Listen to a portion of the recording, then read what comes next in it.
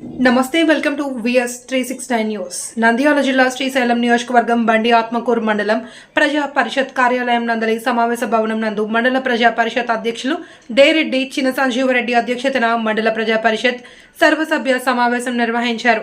ఈ సమావేశంలో సర్పంచ్లు, ఎంపీటీసీలు, పంచాయతీ కార్యదర్శులు ఎటువంటి సమస్యలు తెలియజేయలేదు.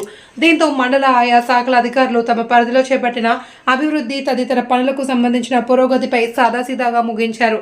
ఎంపీపీ డేరెడ్డి సంజీవరెడ్డి మాట్లాడుతూ ఉద్యోగులు ప్రజలకు అందుబాటులో ఉండి మెరుగైన సేవలు అందించాలి అని, అర్హులైన వారందరికీ సంక్షేమ పథకాలు అందే విధంగా చర్యలు తీసుకోవాలి అని, అధికారులను సమయపాలన పాటించాలి అని పేర్కొన్నారు. అనంతరం మండల కేంద్రంలో ఈ నెల 26 నుండి ఫిబ్రవరి 10 వరకు నిర్వహించే ఆడుదాం ఆంధ్ర క్రీడా పోటీల అవగాహన ర్యాలీ నిర్వహించారు. ఈ కార్యక్రమంలో మండల అధికారులు, పంచాయతీ కార్యదర్శులు, గ్రామ సర్పంచ్లు, ఎంపీటీసీలు తదితరులు పాల్గొన్నారు.